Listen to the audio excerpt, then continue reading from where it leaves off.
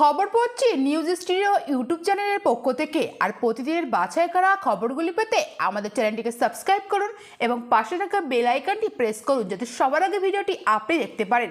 প্রথমেই জানাবো হেডলাইন্স। ভোটের সুর সপ্তমে উঠবে আজ শনিবার বাংলার 9টি আসনে ভোট গ্রহণ। নজরে অভিষেক, সুদীপ, তাপস, রেখারা এছাড়াও আরও অন্যান্য প্রার্থীরা।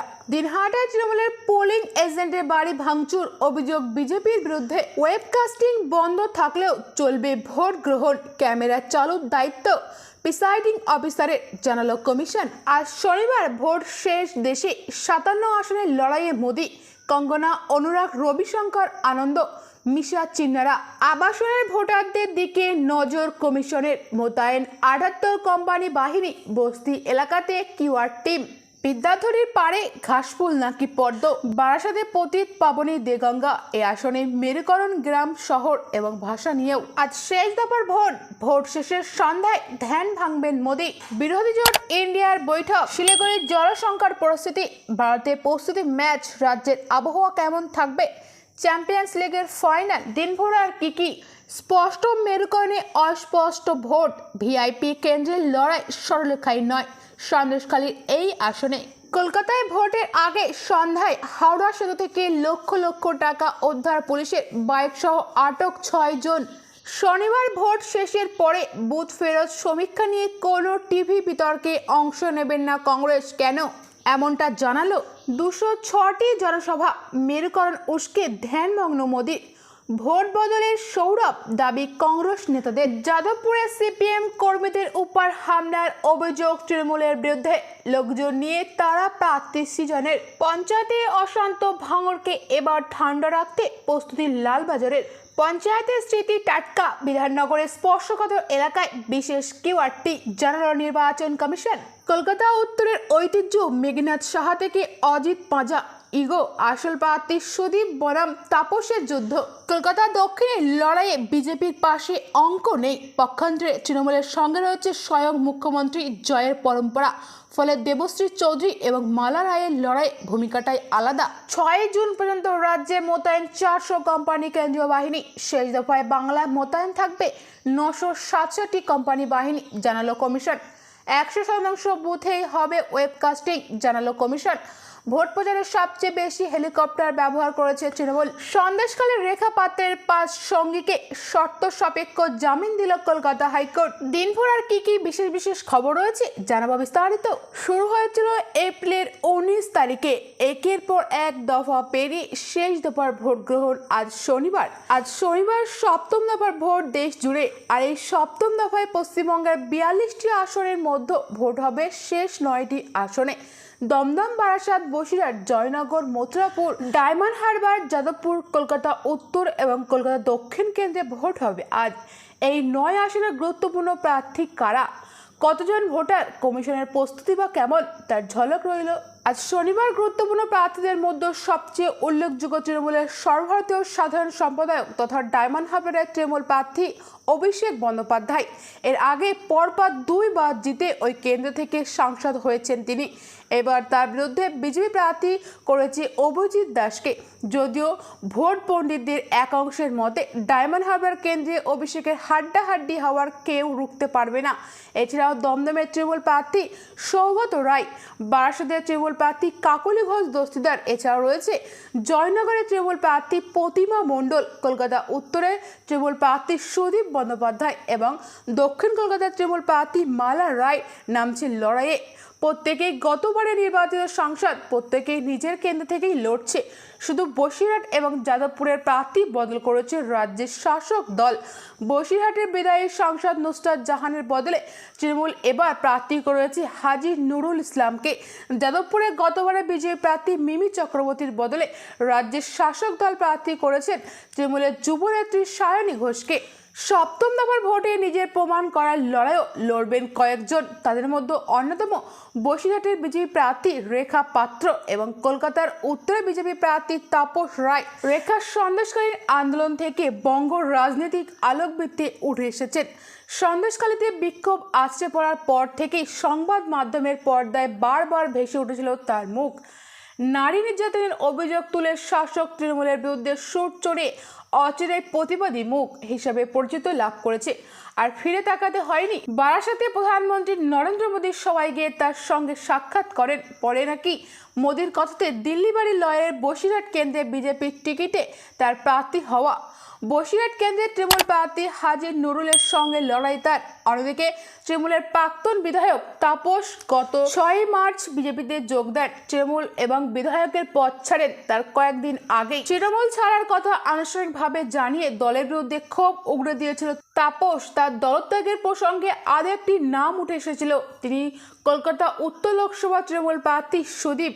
তার সঙ্গে তাপসের সম্পর্ক তৃণমূলের বরাবরই মধুর ছিল। দলত্যাগের কথা ঘোষণার মাধ্যমে তাপস জানান তার বাড়ি ইডি হানার নেপথ্যে সুদীপের হাত রয়েছে। তাপস বিজেপিতে যোগদানের পর লোকসভা নির্বাচনে তাকে সুদীপের বিরুদ্ধে কলকাতার উত্তরের টিকিট দিয়েছে বিজেপি। উল্লেখযোগ্যদের মধ্যে রয়েছে সিপিএমের সুজন চক্রবর্তী এবং সুজন ভট্টাচার্য। সুজনের লড়াই দমদমের তৃণমূলের বর্ষীয় নেতা সৌগতের সঙ্গে। অন্যদিকে যাদবপুরের সিপিএমের তরুণ তুর্কি সৃজন লড়বেন যুবনেত্রী সায়রী ঘোষের বিরুদ্ধে। হেভিওয়েট প্রার্থীদের মধ্যে রয়েছেন তৃণমূলের মালাও। মুখ্যমন্ত্রী মমতা বন্দ্যোপাধ্যায়ের কেন্দ্র কলকাতার দক্ষিণে তৃণমূলের ভরসা রেখেছে তার উপরেই। মথুরাপুরে তৃণমূলের প্রার্থী বাপি হালদার ভোট ময়দানে নতুন। তার বিরুদ্ধে বিজেপি হয়ে লড়ছেন অশোক পুরকায়েত। রাজ্যের 7ম দফা নিয়ে প্রস্তুতি কমিশনেরও। 9টি কেন্দ্র মিলিয়ে মোট 967টি কেন্দ্রীয় কোম্পানি বাহিনী মোতায়েন করা হয়েছে। কুইক রেসপন্স টিম থাকছে 788টি। এছাড়াও 33,292 জন পুলিশ কর্মী মোতায়েন থাকছেন 7ম দফায়। 7ম দফার ভোটে 9টি কেন্দ্রে মোট ভোটার 1,63,40,345 জন। এদের মধ্যে পুরুষ ভোটার 38,19,481 জন এবং মহিলা ভোটার রয়েছে 80,20,326 জন। এছাড়া মোট ভোটারদের মধ্যে 18 থেকে 19 বছর বয়সী ভোটার 2,71,596 জন। 7ম দফায় রাজ্যে মোট 17,470টি বুথে ভোট গ্রহণ হবে। নির্বাচন কমিশনের হিসেবে এর মধ্যে স্পর্শকাতর বুথ 3,748টি। 7ম তথা শেষ দফায় 7টি রাজ্য এবং একটি কেন্দ্রশাসিত অঞ্চলে ভোট হবে। উত্তরপ্রদেশের 80টি লোকসভা আসনের মধ্যে 13টি, বিহারের 40টির মধ্যে 8টি এবং উড়িষ্যায় 21টি আসনের মধ্যে 6টি আসনে ভোট হবে এবং ঝাড়খণ্ডের 14টির মধ্যে 3টি আসনে ভোট হবে। পাঞ্জাবে 13টি এবং হিমাচলের 4টি লোকসভা কেন্দ্রের মধ্যে সবকটি এবং কেন্দ্রশাসিত অঞ্চল চণ্ডীগড়ে একমাত্র আসনে ভোট হবে এই দফায়। 7ম দফায় 57 আসনে ভোট প্রার্থীর সংখ্যা 907।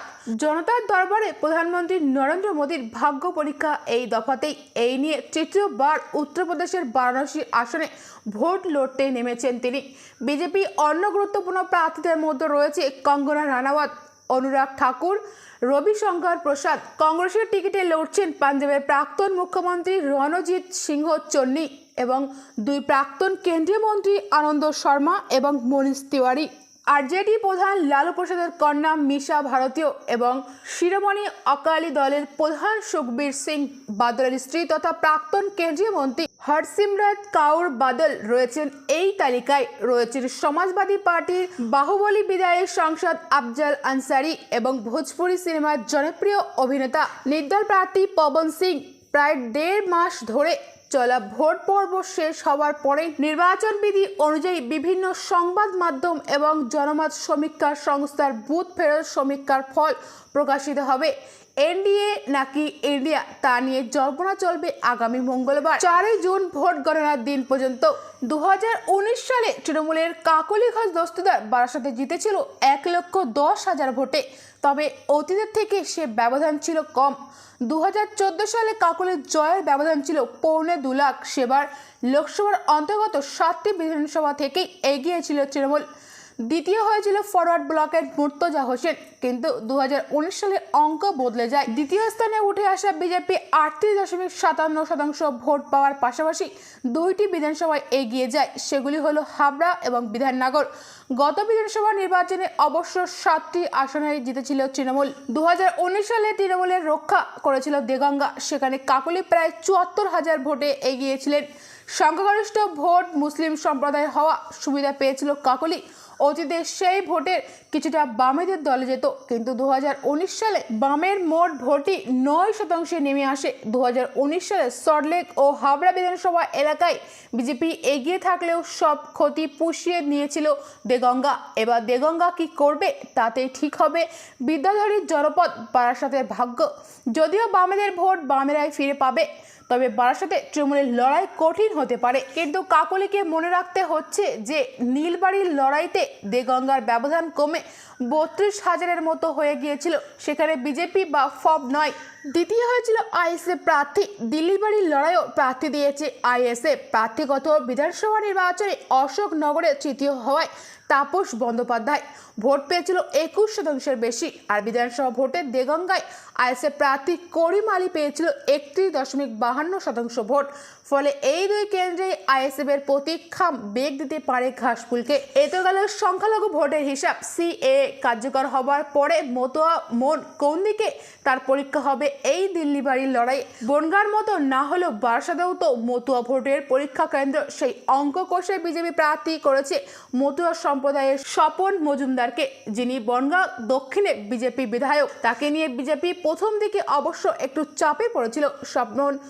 স্বপ্নের বিরুদ্ধে অতীতে মাদক মামলা রয়েছে, দলের মধ্যেও বিতর্ক তৈরি হয়েছিল। তবে বিজেপির ভাবনায় স্বপন নন বারাসাতে আসলে প্রার্থী দল, আর অঙ্ক সে অঙ্কে রয়েছে দেগঙ্গা এবং আইএসএফ। আছেন বাংলা ভাষার কথা বলা উদ্ধস্তরা, রয়েছেন বাংলায় কথা না বলা সল্টলেক নিউটাউনের অভিহিত ভোটারেরাও। মনে করা হচ্ছে হিন্দু মুসলিম বাঙালি অবাঙালি গ্রাম্য শহরে মেরুকরণেও প্রভাব ফেলবে বারাসাতের ভোটে। আবার কলকাতার সংলগ্ন দমদম পার্ক, বাঙুর লেক টাউন, দত্তাবাদ সুকান্ত নগরে এলাকায় ভোট নিয়েও রয়েছে ভাগাভাগি অঙ্ক। কলকাতার উত্তরা তৃণমূল প্রার্থী 5 বছরের সাংসদ সুদীপ বন্দ্যোপাধ্যায়ের আগে এখানকারই বিধানসভা আসন বউবাজার থেকে 4 বার বিধায়ক হয়েছে, সেটা অবশ্য কংগ্রেসের টিকিটে। সুদীপের জীবনেও কম দলবদল নেই। 1998 এবং 1999 সালে তৃণমূলের টিকিটে সাংসদ সুদীপ 2004 সালে কংগ্রেসের সমর্থনে নির্দল প্রার্থী হিসেবে লোকসভায় লড়েছিল। সেবার তৃণমূল প্রার্থী সুব্রত মুখোপাধ্যায়ের জয়ের কাটা হন তিনি। ভোটে জিতে যান সিপিএম এর সুধাংশু শীল। এরপরে আবারও 2009 থেকে টানা 3 বার তৃণমূলের টিকিটে কলকাতা উত্তরের সাংসদ সুদীপই। আশ্চর্য নয় যে বহরমপুরে ভূমিপুত্র সুদীপ উত্তর কলকাতায় মানুষপুত্র হয়ে উঠেছে। তবে এবার দেখার বিষয় তার জেতার পথ সুনিশ্চিত কিনা। এই ছিল বিস্তারিত খবর। পরবর্তী বিশেষ সংবাদ পেতে চ্যানেলটিকে সাবস্ক্রাইব করুন এবং পাশে থাকা বেল আইকনটি প্রেস করুন, যাতে সবার আগে ভিডিওটি আপনি দেখতে পারেন। আর আপনি যদি ফেসবুক থেকে দেখে থাকেন তাহলে অবশ্যই পেজটিকে ফলো করুন। Thank you friends, thank you for watching.